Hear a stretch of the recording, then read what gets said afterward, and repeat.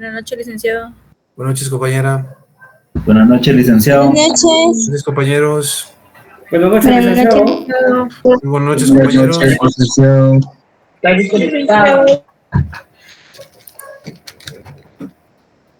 Buenas noches, compañeros. Vamos a iniciar. Permítanme. Es que solo continúo dando ingreso a el resto de los compañeros. Muy bien, muy buenas noches, compañeros. Vamos a continuar con el tema que habíamos iniciado en la última clase.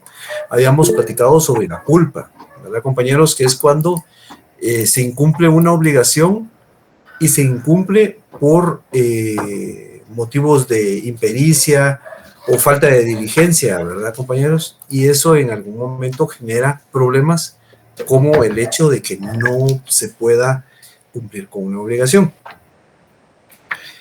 Dentro de los tipos de culpa, compañeros, tenemos la contractual, que es cuando por alguna situación de impericia o falta de diligencia, como habíamos dicho, se incumple con un contrato. Y aparte, habíamos platicado de lo que es la culpa extracontractual, delictual o aquiliana. Eso es cuando se incurre en una transgresión a la ley, compañeros. Cuando hay una transgresión a la legislación. Entonces, cuando existe un hecho delictivo, ¿verdad? Se incurrió en un hecho delictivo por alguna falta de diligencia o alguna situación como esas. Cuando existe un hecho delictivo, entonces, compañeros, lo que hay que hacer es una reparación de los daños que produce. Se deducen responsabilidades penales, que son los dos caminos: responsabilidades penales, que eso es en el área penal, ¿verdad? Donde hay privación de libertad o alguna cuestión. Y tenemos la vía civil, ¿verdad? Ya habíamos hablado de los daños y perjuicios: daños, lesión o afección al patrimonio, y perjuicio o lucro cesante, que es lo que se deja de ganar, ¿verdad? Lo que se deja de percibir. Entonces, aquí, compañeros, en la culpa extracontractual es cuando en determinado momento existe una transgresión a la legislación, se produce un daño, entonces hay que pagar, hay que reparar el daño, y el daño, la reparación del daño en el área civil es a través de un pago, ¿verdad? Recordemos que el derecho civil, compañeros, es oneroso, ¿verdad? Todo es pecuniario, todo es pago, hay que pagarlo. Entonces, la reparación será pagando. Entonces, estos son los dos tipos de culpa que existen. Hay, compañeros, varios grados de culpa. Hay una clasificación más que todo doctrinaria. La culpa lata o grave, ¿verdad? Que es cuando hay un efecto un poco más fuerte, ¿verdad? Un efecto más fuerte, y eso se debe a que es una persona que realmente es muy descuidada y puede incurrir en un problema bastante fuerte por no seguir con algunos puntos o algunas indicaciones o situaciones que debe de seguir. Por ejemplo, si vamos en un vehículo automotor, puede ser que no nos fijamos y de repente el carro no tiene frenos, ¿verdad? Y entonces impactamos contra otro carro y inclusive podemos quitarle la vida a alguien más. Entonces, esa es la culpa grave, ¿verdad? Lata o grave. La culpa leve es el nivel de falta de diligencia que puede tener una persona normal, que está atento a ciertos detalles, pero igual en algún momento se le puede pasar, ¿verdad? Entonces incurre en una culpa leve. Y aparte está la culpa levísima, ¿verdad, compañeros? Que esa se produce hasta en las personas que son muy acuciosas, con muchos detalles. Entonces, seguramente el hecho de que haya alguna falta de diligencia o imprudencia tal vez va a ser mínima. Pero ¿cómo es que en determinado momento se puede clasificar esta situación al momento de deducir las responsabilidades? Recordemos que estas figuras tienen que ver, compañeros, con el incumplimiento de las obligaciones. Entonces, el incumplimiento de las obligaciones en determinado momento, el incumplimiento de las obligaciones se traduce en el hecho de que es una obligación civil, jurídica, entonces hay coercibilidad y obligación para que cumpla. Entonces, precisamente por eso es que en determinado momento mencionamos que va a existir un juez, ¿verdad, compañeros? Que va a solicitar o que va a incidir para que se pueda en determinado momento hacer cumplir la misma. Entonces, ¿y cómo se van a calcular ciertas situaciones? Como por ejemplo, las responsabilidades generadas de la culpa. Veamos, compañeros, el artículo 1424.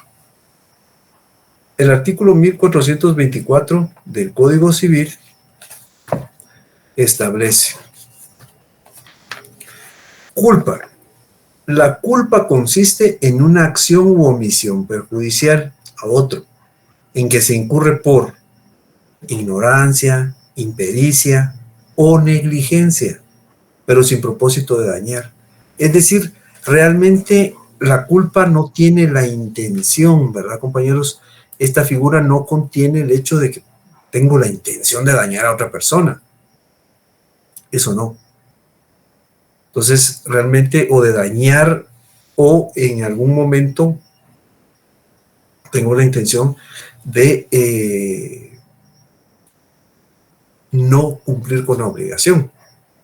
Y por eso voy a dañar a terceros al no cumplir con la obligación. Eso no está dentro de esta figura. Esto es por descuidos, imprudencias. Entonces, por eso es que se genera incumplimiento de la obligación. Veamos lo que dice el artículo 1425. Dice: la responsabilidad por culpa debe graduarse atendiendo a la naturaleza de la obligación y a las circunstancias de las personas, de tiempo y de lugar. Eso quiere decir, compañeros, que en determinado momento el juez va a analizar todos esos puntos de vista para poder establecer, para poder deducir qué responsabilidad es la que con la que va a sancionar a la persona que incurra en la culpa. Entonces, como vemos, básicamente, compañeros, la culpa es ser imprudente, ¿verdad? No tener la diligencia necesaria al momento de realizar una actividad e incurrir en alguna imprudencia. Entonces, eso va a generar, obviamente, alguna sanción, compañeros, alguna responsabilidad, algún daño al no cumplir con la obligación, y entonces ese daño hay que repararlo. Pero fíjense, compañeros, que no solo existe esa figura, no solo está esa figura al momento de incumplir. Está también el dolo. El dolo, compañeros, a diferencia de lo que es la culpa, el dolo es una situación en la cual el deudor tiene que cumplir con la obligación, no cumple de manera voluntaria e intencional. Entonces, tiene la intención de no cumplir con la obligación, ¿verdad? Entonces, a eso es lo que se refiere el dolo. Esa es la gran diferencia que existe entre el dolo y la culpa, ¿verdad? Que la culpa no es intencional y el dolo sí. La culpa se genera, como hemos dicho aquí, por ser imprudentes. Pero el dolo no. En el dolo sí hay intención. El deudor dice, bueno, no voy a cumplir con la obligación. No tengo la intención de cumplir con la obligación. Entonces voluntariamente lo hace. A eso es a lo que se refiere. Esta es otra figura, compañeros, que en determinado momento produce el incumplimiento de la obligación. Caso fortuito. Esta es otra figura, compañeros. Es otra figura que se encuentra dentro de todo este universo en el cual puede generar el incumplimiento de una obligación. El caso fortuito se genera por una situación de tipo natural, compañeros, ¿verdad? Por una cuestión de tipo natural que en determinado momento impide cumplir con la obligación. El ejemplo que yo les trasladaba aquí es que en determinado momento se suscitó un terremoto y el terremoto evitó que yo pudiera sacar el dinero del banco para poder cumplir con la obligación. Eso podría ser en determinado momento una situación, ¿verdad, compañeros? Es una situación natural. Recordemos que vivimos en un país sísmico y, por ejemplo, el domingo me parece que hubo un temblor fuerte. Pues puede traer alguna consecuencia. O el hecho, no sé si han visto las noticias, compañeros, que en algunos sectores han incluso suspendido las clases por la onda de calor que se está presentando en nuestro país, donde hay lugares donde la sensación térmica llega a los 50 grados, ¿verdad? Entonces, eso en algún momento es un fenómeno natural que puede incluso producir algún tipo de problema en el cual se pueda incumplir con alguna obligación. Entonces, a eso es a lo que se refiere el caso fortuito.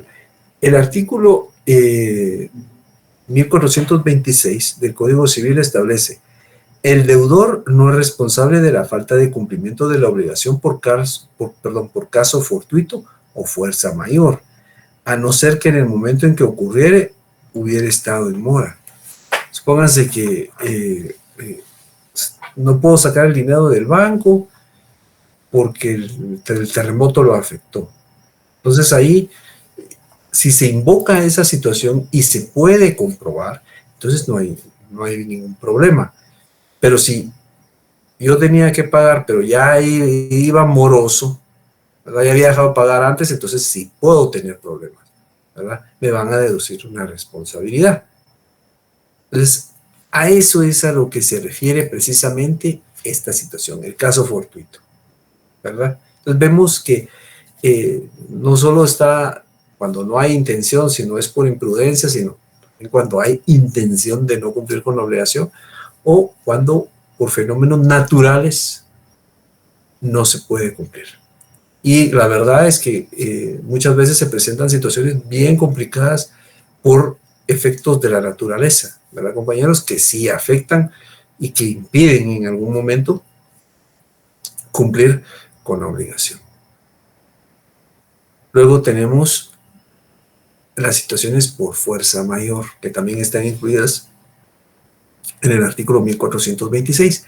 En este caso, compañeros, por fuerza mayor, se refieren no a situaciones de la naturaleza, sino pueden ser actividades humanas, ¿verdad? Realmente son situaciones humanas.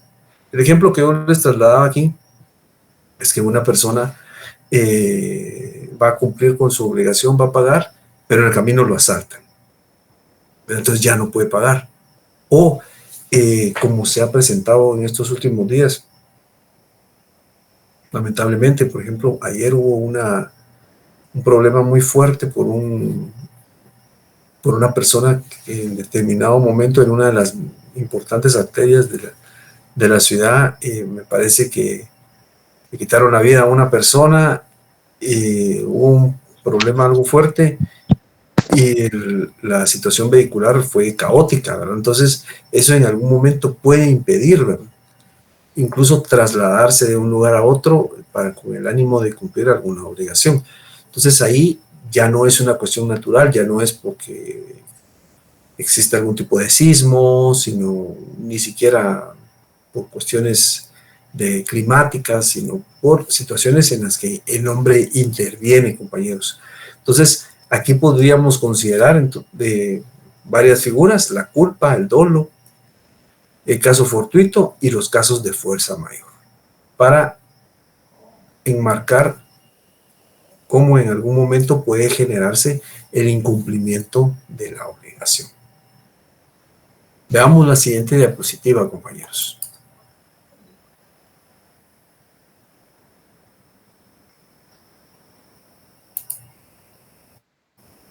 Aquí abordamos un tema muy interesante, compañeros, que en algún momento pues apoya al acreedor, pero aquí hace referencia al acreedor quirografario, compañeros. El acreedor quirografario es aquel acreedor al cual no han constituido, en favor de quien no han constituido una garantía, ¿verdad? Ha otorgado o está dentro de alguna obligación, pero no existe ninguna garantía que lo apoye. Entonces, para evitar que el deudor incumpla, el acreedor tiene una serie de medidas que lo auxilian, ¿verdad?, que en determinado momento ayudan o apoyan al acreedor para que pueda obligar al deudor a que cumpla. Y es que fíjense, compañeros, que de hecho en la actualidad hay algunas actividades en las cuales se presenta una cierta situación en la cual se tiene que cumplir con una obligación, pero no hay un respaldo, ¿verdad?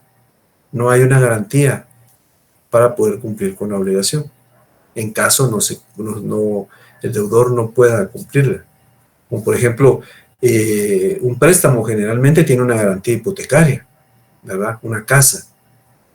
Se otorga una garantía hipotecaria en favor del acreedor por si el deudor no cumple, no paga. Entonces, en este caso, este tipo de acreedor o de acreeduría no tiene esa situación. Entonces, existen una serie de medidas que lo apoyan. La primera de ellas es la acción revocatoria o acción pauliana, compañeros. Fíjense que se le denomina pauliana porque esta figura, al igual que muchas otras figuras, deviene o se deriva de Roma. Entonces recordemos que Roma era un imperio, ¿verdad, compañeros?, que tuvo un excelente desarrollo en relación al derecho, ¿verdad, compañeros? Entonces, tuvo jurisconsultos que en determinado momento se preocuparon por realizar un estudio muy acucioso de la legislación y crearon figuras precisamente para la mayoría de situaciones en las cuales pueden presentarse elementos de tipo jurídico. Una de esas figuras es esta: un pretor romano llamado Paulo fue el que se encargó de crear esta figura. Esta figura inicialmente tenía un fin penal, compañeros, era una cuestión penal, pero en la actualidad ha evolucionado y se ha orientado a la rama civil, ¿verdad? ¿A qué se refiere esto? la acción revocatoria. Fíjense, compañeros, que al momento de que haya un incumplimiento en una obligación, al ser civil, el acreedor va a ir contra el patrimonio del deudor, incluso si no le han otorgado ningún tipo de garantía.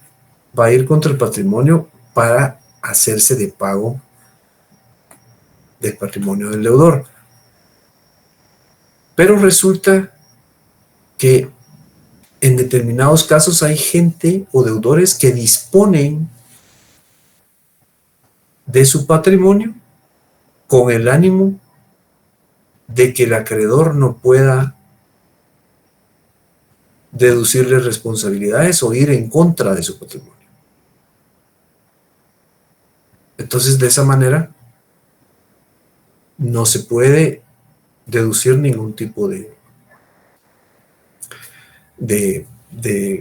pago para el acreedor. El acreedor no puede cobrar porque se ha defraudado más bien al acreedor porque el deudor dispuso de sus bienes. Les pongo un ejemplo. Resulta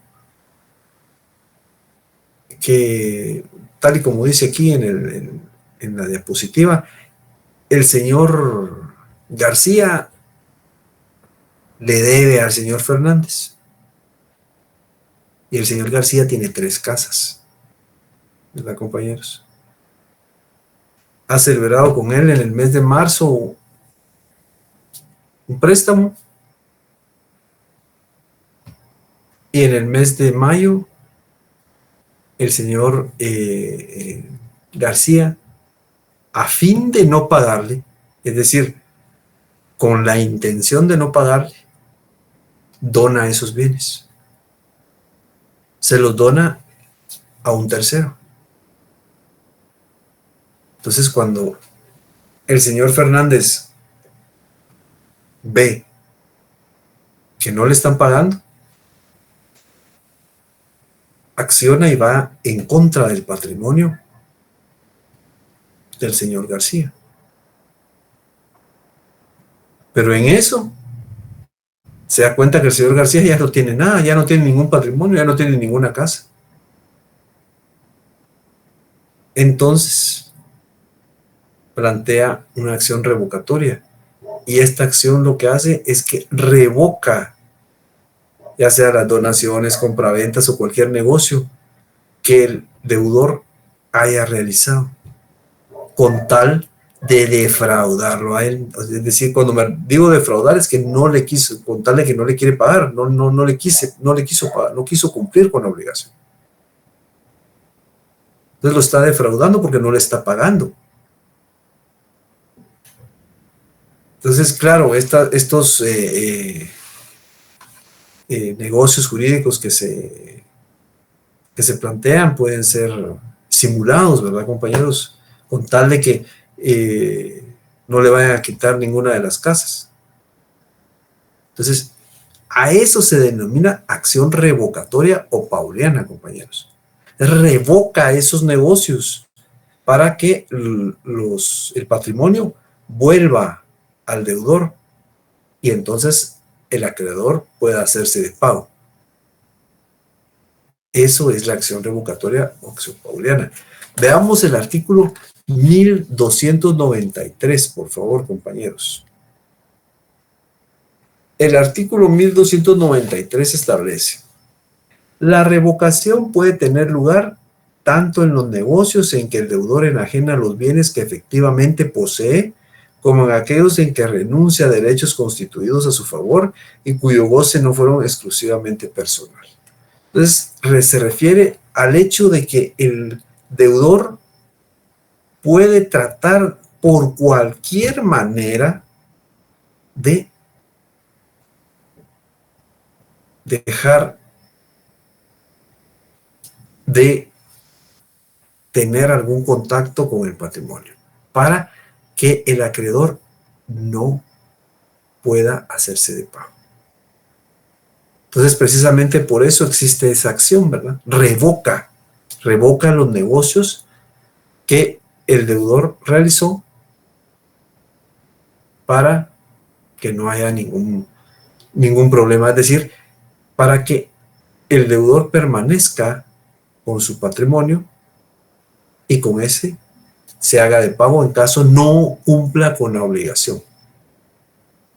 Entonces, estas medidas, compañeros, estas situaciones auxilian al acreedor para evitar que exista en determinado momento algún problema y no se le pague al acreedor.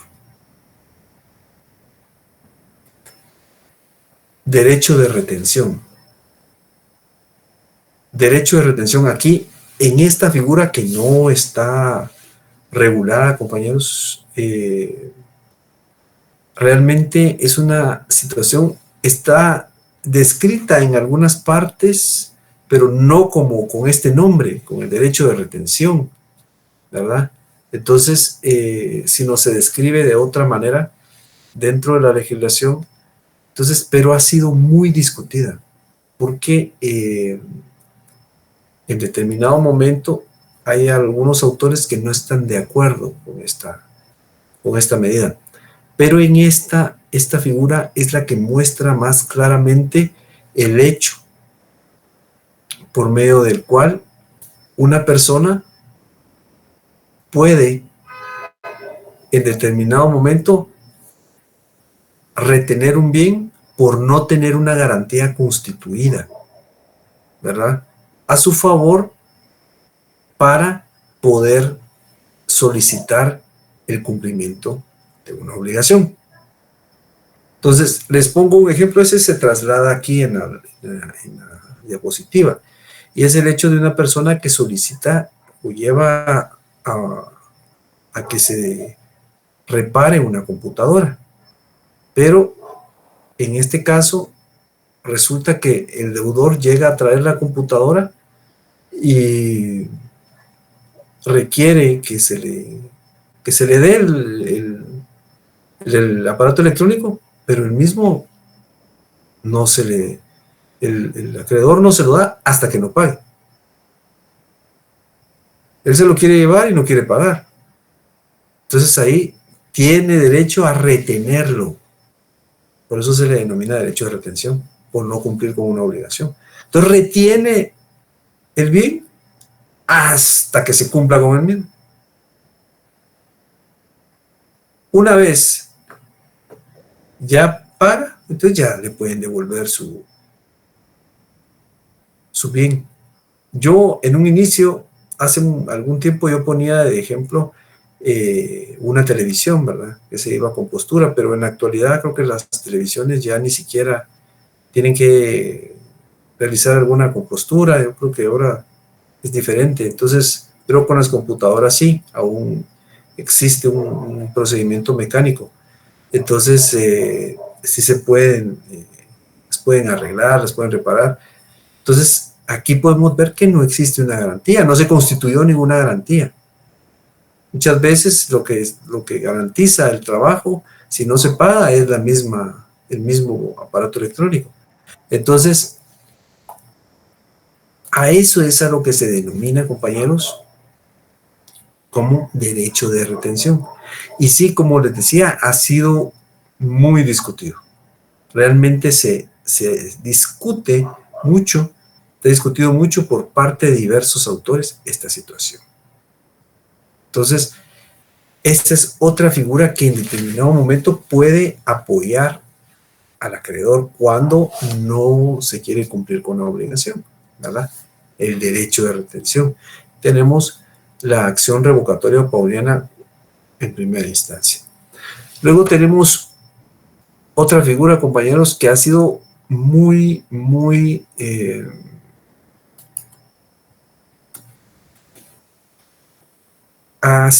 discutida. Realmente esta figura pues trae consigo algunas situaciones un poco alambicadas, ¿verdad, compañeros? Es un poco complicada la aplicación de la figura. Y en algunos casos ha perdido un poco de espacio porque genera mucho gasto, ¿verdad? Ha perdido, como les digo, un poco de campo porque hay que generar algunas acciones y eso provoca en algún momento gasto, más gasto o mucho gasto. A eso es a lo que me quiero referir. Acción oblicua. ¿Por qué oblicua? Porque no es una línea recta la que se está planteando, ni es una línea que tenga que ver, se separa un poco de la vertical o de la horizontal, ¿verdad, compañeros? Es algo curveada esa actividad que debe realizarse. Fíjense, compañeros, que en este caso, un acreedor presta cierta cantidad de dinero a un deudor, pero el deudor también tiene algunas operaciones en las cuales hay gente que le debe a él, que le debe al deudor. Entonces, en lugar de cobrar esas deudas, esos créditos, en lugar de cobrarlo, lo que hace es que no lo cobra para no pagarle al acreedor. Aquí también hay una intención de no cumplir con la obligación. No le quiere pagar, entonces no cobra esas deudas que él tiene. Entonces, en este caso, el acreedor, en lugar de ir en línea recta en contra del deudor, va en contra de los deudores del deudor, con el ánimo de demandarlos y que ellos le paguen al deudor para que el deudor le pueda pagar. Entonces, como ven, es un tanto más complicado, ¿verdad, compañeros? El hecho de, prácticamente hay otras operaciones que hacer ahí, como el hecho de solicitar el pago a los deudores, ¿verdad?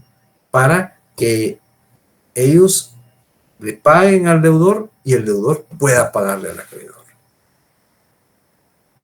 Entonces, en este caso se aplican porque se derivan de un hecho que mencionamos al inicio, ¿verdad? Que es es un acreedor al cual no se le garantizó la deuda con ningún tipo de garantía. Entonces tiene que incurrir en estas situaciones. Como les digo, la acción oblicua ha perdido campo, compañeros, ha perdido espacio porque en este caso, al perder campo, es porque, al igual que otras figuras que nosotros vimos, necesita que el acreedor realice más actividades, es decir, más gastos. ¿Se recuerdan que en algún momento hablamos de la mancomunidad simple, verdad? Que se refería a que tenía que ir en contra de cada uno de los deudores, el acreedor. Por eso también había perdido un poco de espacio. No han desaparecido, pero han perdido un poco de espacio. En este caso, la acción oblicua ni siquiera está establecida en la ley. Claro, sí se puede utilizar, sí se puede aplicar, pero, como les digo, ha perdido espacio en relación a otras figuras porque en este caso tiene el acreedor que demandar a los deudores del deudor. Ni siquiera son deudas con él, ¿ya? Pero es para que la deuda, la obligación que el deudor tiene con él, pueda ser cumplida. Entonces, precisamente por eso es que se plantea esta situación, compañeros, ¿verdad? Por eso es que existe la acción oblicua, ¿verdad? Y por eso se le denomina oblicua, porque si ustedes se dan cuenta, es una línea oblicua la que se desarrolla, ¿verdad, compañeros? No es en línea recta en contra del deudor, sino va hacia otras personas. Entonces, estas son las medidas auxiliares del acreedor, compañeros, ¿verdad? Estas apoyan al acreedor para que el acreedor en determinado momento pueda evitar que sea defraudado. ¿Tienen alguna duda, compañeros? ¿Alguna inquietud, alguna observación de este tema? Todo claro, licenciado, muchas gracias. Muchas gracias, compañero. El compañero Francisco Urizar. Buenas noches, licenciado. Espero Buenas noches, compañero. disculpe una consulta. Usted daba el ejemplo de que si daban en donación, póngale una casa, pero si la casa fue vendida y el expropietario se gastó ya el dinero, ¿pueden hacer la revocatoria igual del negocio? Sí, miren, lo que pasa, el problema aquí es que al revocar el negocio, se revoca porque el negocio fue fraudulento, ¿verdad? El ánimo del negocio era no pagarle al deudor. Entonces, generalmente estos negocios son como simulaciones para evitar que el acreedor se quede con el pago que le tienen que hacer, ¿verdad? De esa manera se evita esa situación, porque ya los bienes de los cuales se iba a hacer pago ya no le pertenecen. Entonces ya no tiene ese patrimonio. Entonces, para evitar que el patrimonio del deudor salga, sino regrese nuevamente a poder del deudor, entonces se plantea esta revocación. Entonces ahí se revoca esa transmisión que se ha efectuado del dominio, es decir, esa venta o esa donación que se ha hecho para que sean terceros y que de ahí regrese. Usted me dice, mire, lo que pasa es que probablemente ya se gastó el dinero, pero lo que pasa es que ese es el problema. Ahí el deudor, si sabía que estaba tenía alguna deuda, que tenía un patrimonio, lo más probable es que se enfrente, si no lo hizo de mala fe, si lo vendió a un tercero, este otro tercero también lo va a demandar, ¿verdad? Y el acreedor principal, el original, pues obviamente ya inició un procedimiento para que le paguen a él. Y de ahí va a tener que pagar el dinero que ya se gastó, porque generalmente si se tienen algún tipo de deudas, el patrimonio no puede disponerse, ¿verdad? A menos que la disposición del patrimonio sea anterior a la fecha de la deuda. Si la deuda fue en marzo, pero él vendió las casas en enero, es que todavía no existía la deuda, entonces no hay ahí una mala fe. Pero si lo hizo después, entonces ya se puede especular que la persona intencionalmente lo hizo para no cumplir con la obligación. Gracias, licenciado. A la orden, compañero. Muy bien, compañeros. Entonces, a ver, la compañera Iliana Judith. Muchas gracias, licenciado. Perdone. En este caso, solo para requerir si me puedo quedar un ratito hablando con usted después de que finalice la sesión. Disculpe. Muy bien, compañera. Muchas gracias. Está bien. Bueno, compañeros, entonces yo hasta aquí dejaría el tema. Les agradezco mucho, compañeros, la atención prestada. Yo sé que a veces era un poco difícil después de un día largo y arduo de labores acudir a las clases. Yo me despido el día de hoy. Ya a partir de la semana entrante ustedes comienzan sus clases. Como les digo, fue un privilegio para mí, un honor haber compartido con ustedes. Y cualquier cosa más adelante estoy para servirles, compañeros. Entonces, que pasen una feliz noche, compañeros, y que Dios me los bendiga. Nos vemos el día del examen. Muchas gracias. Me comentan aquí, compañeros, lo del laboratorio. Fíjense que el día de mañana les traslado el laboratorio para que preparen su examen final. Muchas gracias. Muchas gracias. Compañeros, Muchísimas gracias, licenciado.